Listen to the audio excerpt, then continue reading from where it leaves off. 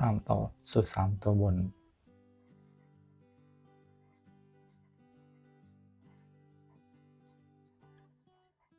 เมื่อวัน16 เมษายน 2568ดูเลย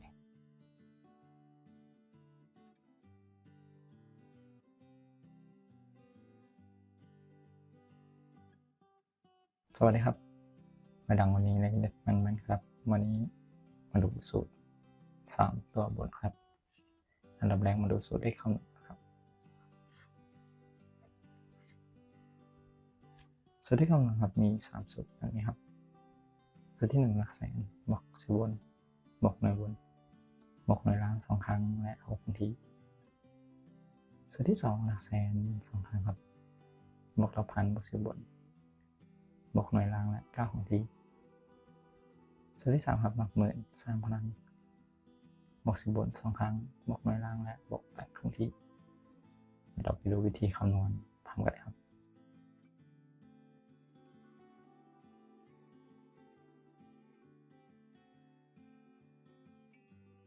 ตัวเลขที่นำมาครับ8 4 7 3 7 7ล่าง50เป็นรางวัลที่1ในงวดวันที่16 กุมภาพันธ์ครับมาเขียนคำนวณกับ3สูตรจากสูตรที่1นะครับ8บวก7บวก7บวก0 2ครั้งและ6ครั้งที่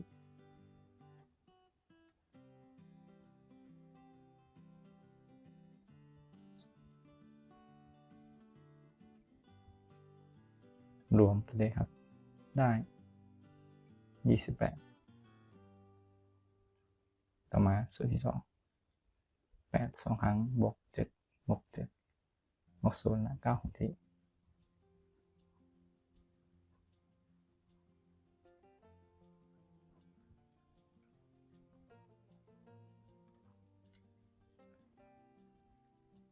รวมตัวเลขได้39ครับสูตรที่3 4 3ครั้งบวก7 2ครั้งบวก0และ8คงที่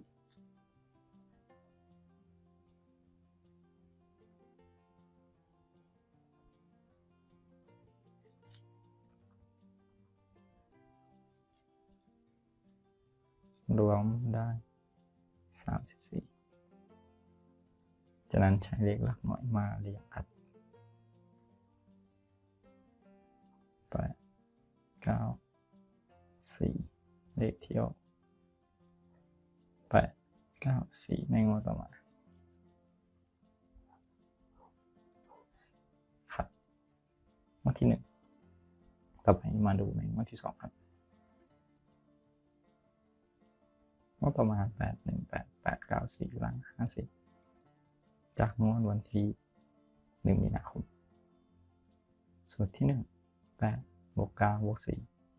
4 2ครั้งและ6ครั้งที่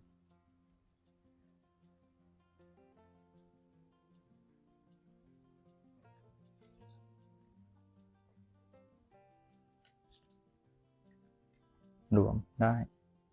35ตัวท้ายหลักหน่วย5ครับสูตรที่2 8 2ครั้งบวก8บวก9บวก4และ9ครั้งที่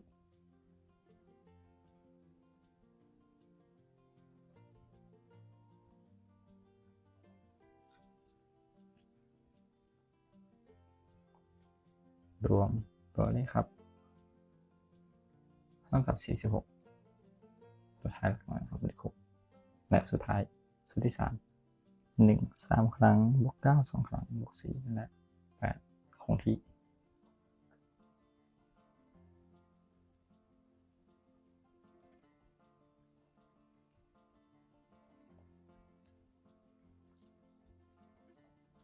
รวมได้33ครับใช้เลขตัวท้าย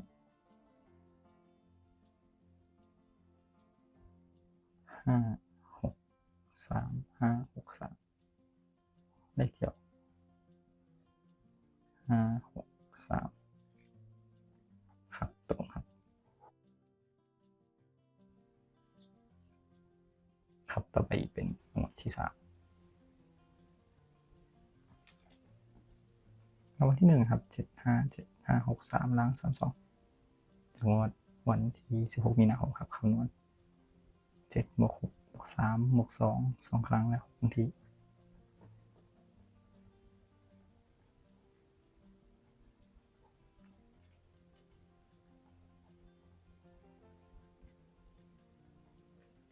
รวมครับได้26หน่วย6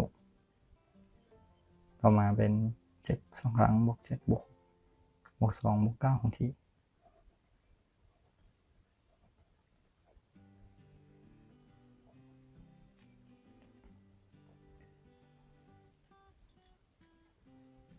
รวมได้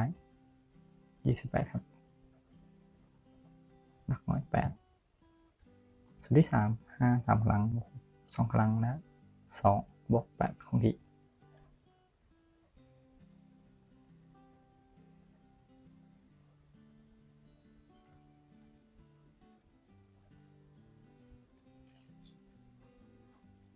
รวมได้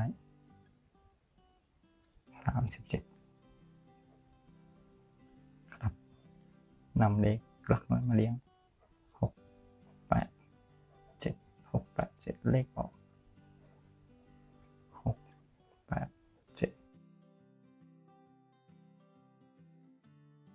วันที่3ครับต่อไปครับเราไปคำนวณในงวดต่อไป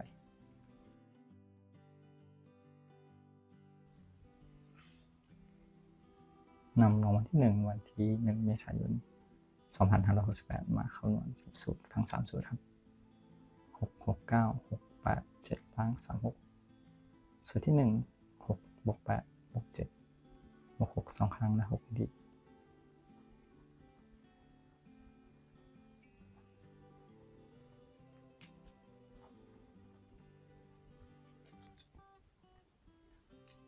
รวมได้39สูตรที่2 6 2ครั้งบวก9บวก8บวก6และ9ที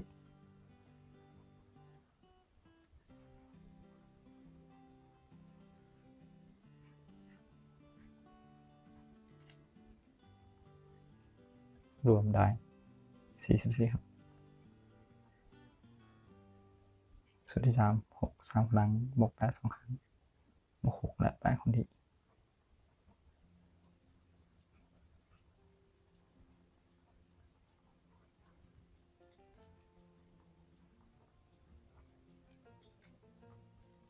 รวมครับได้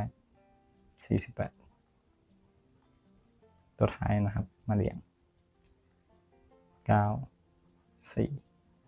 8 9 4 8ครับ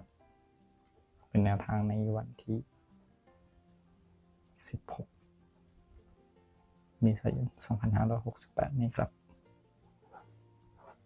948สรุปกันอีกครั้ง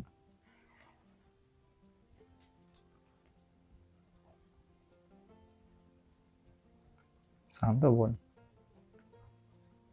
948